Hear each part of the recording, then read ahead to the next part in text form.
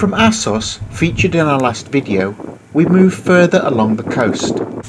This area is popular with local tourists during the summer months, and all along this coastline there is a good mix of accommodation, from basic camping to luxury and boutique hotels. We are still in the province of Çanakkale as we move along this stretch of the coastline to reach our final destination of Akçay in the province of Balikesir, near the city of Edremit. In the distance you can see the island of Lesbos, or Lesbos. We saw it from Assos, and it will stay with us for some time yet. It is the third largest island of the Greek islands.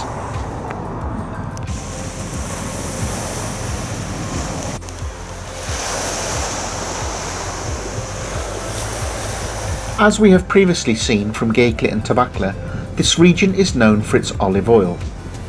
You will see plenty of olive groves along this coastal route. The quality of the olive oil here is particularly good. Our first stop is Küçükkuyu, which is still in Çanakkale. At Küçükkuyu there is the Adatepe Olive Museum. This interesting olive factory, now a museum, also tells the story of Rafika, a legendary woman of considerable beauty who lived in the village of Adatepe, which we'll visit later. Greeks and Turks used to live side by side here until the troubles of the 20th century. Rafika is reputed to be a much-loved singer, adored by Greeks and Turks alike. She would sing at weddings and during the olive-picking season in the fields of olives, where she would work and sing and enchant the locals. Sadly, as a result of the population exchange agreement reached between Turkey and Greece, she had to leave. The memory of her still lives on in the Adatepe village. The museum is full of the tools and equipment of the olive oil trade, along with soap making. There is also a shop which sells local olive oil, soaps and souvenirs from this region. You can find out more about the Olive Museum by visiting www.adatepe.com, which also tells you about the village of Adatepe. After this we move into the province of Balikesir, where we will pass through Altinoluk, Zeytinli and on to Akçay.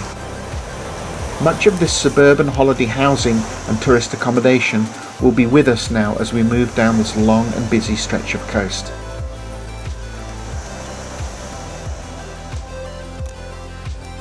At Küçükkuyu there is a new ferryboat terminal which offers a service for those wanting to visit the Greek island of Lesbos. It doesn't run every day, but take a look at their website for the most up-to-date service times. www.denturege.com.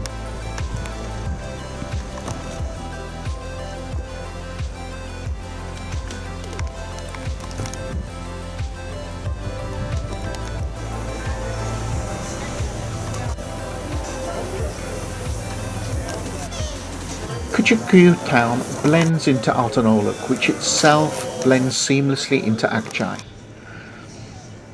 The Ida mountains lie behind us, and legend has it that Zeus watched the Battle of Troy from an altar near here, whilst the goddess Aphrodite found healing water at Küçükkuyu. Our next stop is Zeus Alter, high up on the hills overlooking the coastline. Küçükkuyu was settled by the Yuruks, or nomadic Turkmens, and later refugees from the Balkans. Today the economy is based on olive groves and fishing, as well as a significant contribution from tourism.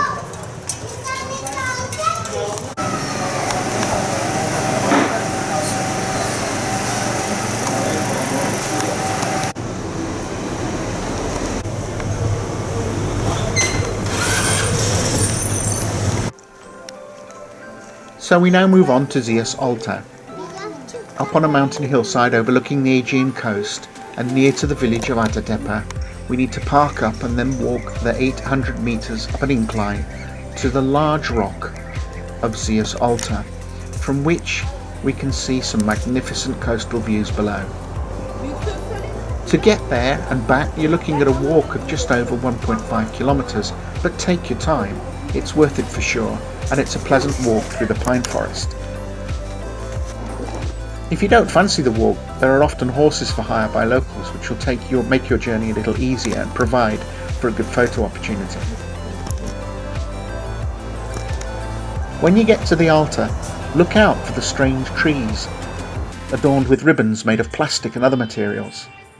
Apparently people make a wish and tie their decorations to the nearby trees, much as you'd make a wish by throwing a coin into a wishing well.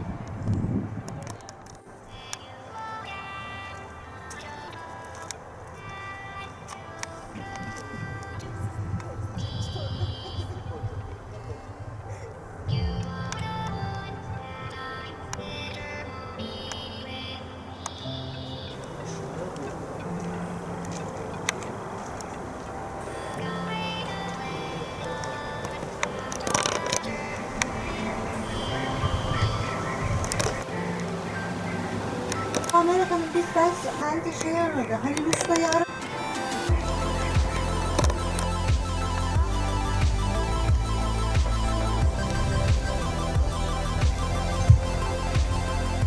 From here we move on to the village of Adatepe.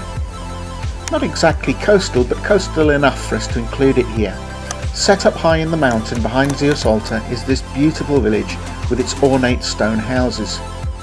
Once a temporary home to Paris, the son of King Priam of Troy, the tales of Homer's Iliad and the ancient civilizations of this region are a reminder of the times when both Turks and Greeks lived peacefully together.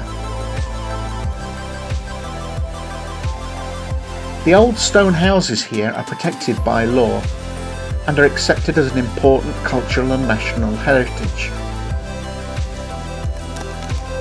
Of the original villagers, there are now only around 17 families left.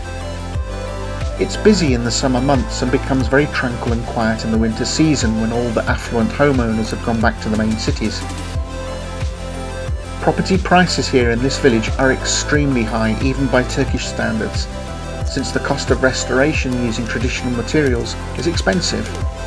Add to this the desirable location factor and you can start to understand the inflated prices that you'd need to pay to live here. Around 400,000 euros for a property here would not be that unusual.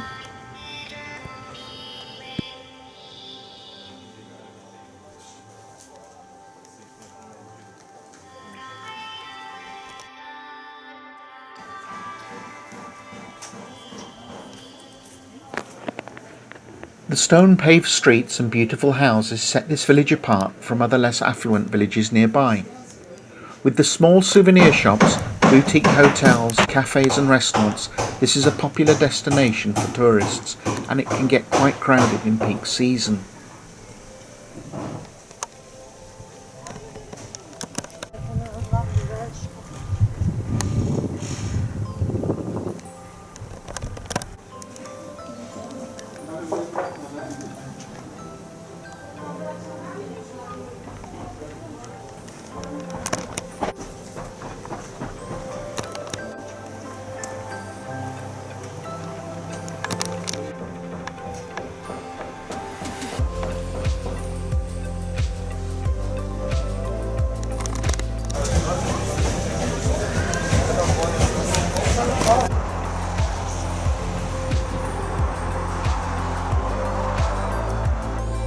Our next stop is Altinoluk, which was once known as Papazlık. This busy coastal resort can get pretty lively in the evenings. We're now in a much more commercial environment. Tourism plays a big part in the economy here, and it comes with all the trappings of a full-blown tourism industry. Turkish people often have second homes in the form of holiday villas, and Altinoluk is full of holiday homes and summer houses. There are tour companies operating from here which run safari trips into the mountains and the hills of the Kazdağ National Park and Şahindere Canyon.